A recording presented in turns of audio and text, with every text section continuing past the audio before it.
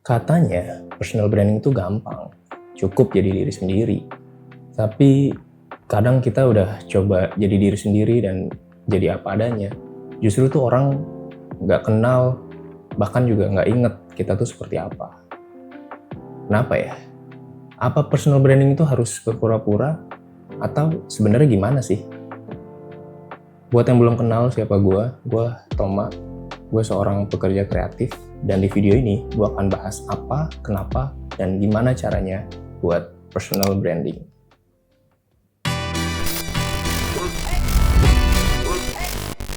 Sebelum kita bahas lebih jauh soal personal branding, kita coba kenalin dulu dan pahami dulu apa sih sebenarnya maknanya personal branding.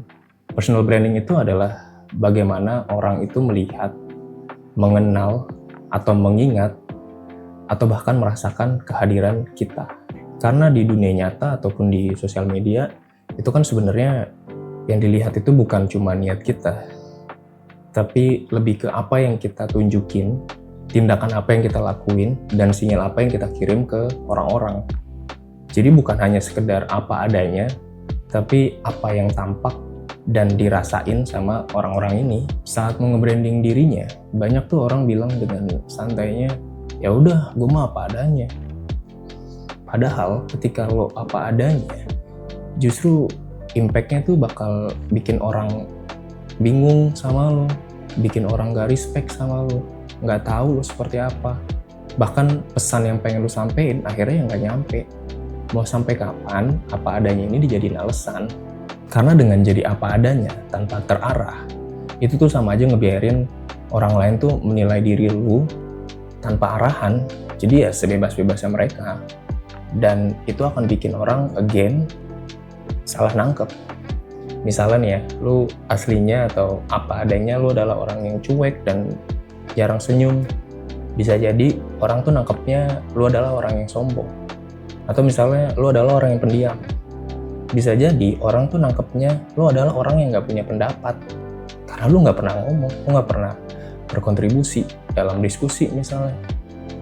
Atau analoginya gini, misalnya lo adalah sebuah buku yang bagus gitu, tapi kalau covernya lusuh, judulnya nggak jelas, boro-boro orang mau buka dan baca, ngelirik aja enggak. Nah, personal branding memastikan sampulnya itu bisa mencerminkan cerita di dalam buku lo. Jadi diri sendiri itu penting, tapi masalahnya orang tuh cuma ngeliat apa yang kita tunjukin. Nah, makanya kita emang harus pilih bagian dari diri kita yang emang punya value yang kuat dan juga relevan. Nah, buat nge-branding diri sendiri, menurut gue ada 3 step penting yang harus dilakuin. Yang pertama, kenali dan pahami diri sendiri. Sekarang gimana lu mau nunjukin ke orang lain kalau lu aja nggak paham dan nggak kenal sama diri lu sendiri? Di sini banyak yang gagal karena kebanyakan orang tuh sibuk cari tren, ikut-ikutan, atau bahkan berusaha jadi orang lain. Kenal dan paham sama diri sendiri bikin lu tuh jadi tahu value apa yang penting buat lu. Misalnya integritas ataupun kreativitas. Lu jadi tahu kelebihan dan keunikan lu tuh apa, yang bikin lu tuh beda dari orang lain. Misalnya akhirnya lu tahu kalau lu tuh adalah orang yang teliti dan suka analisis. Ya jangan paksa diri lu tampil sebagai entertainer yang super rame, tapi tunjukin diri lu kalau lu tuh adalah seorang pemikir dan problem solver. Karena gue yakin setiap orang itu berbeda dan spesial, pasti punya keunikan dan punya karakternya yang beda-beda. Jadi sepenting itu buat kenal dan paham sama diri sendiri. Kalau lu aja nggak paham dan kenal sama diri lu, gimana orang lain?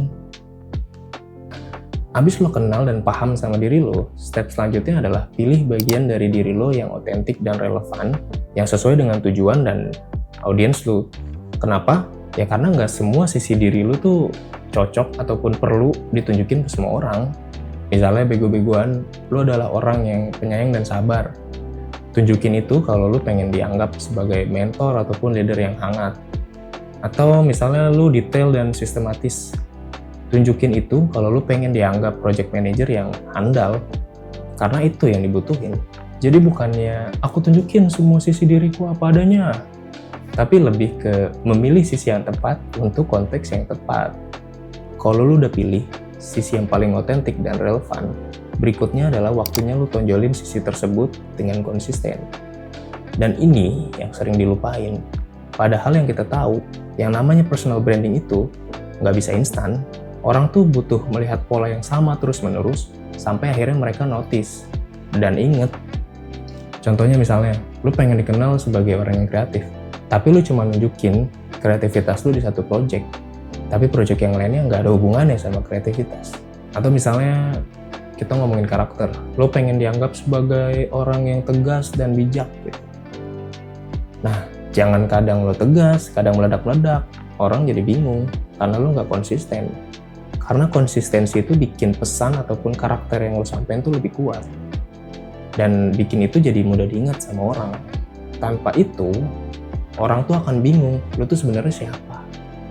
Gue kasih contoh orang atau tokoh populer gitu yang harusnya kita semua tahu, yang menurut gue personal brandingnya tuh kuat. Yang pertama, Elon Musk. Yang kita tahu, dia adalah sosok yang visioner, inovator, dan cenderung eksentrik. Yang bikin kita tahu dia seperti itu adalah hal-hal yang dia tunjukin di publik. Kayak dia tuh sering nunjukin sisi visionernya dan cenderung menentang status quo. Cuitan-cuitannya di X itu banyak yang kontroversial, tapi itu adalah bagian dari personal brandingnya yang anti-mainstream. Dan orang-orang atau publik tuh udah terbiasa dengan keanehannya, tapi justru itu yang jadi daya tarik unikannya. Atau orang Indonesia deh, Najwa Shihab.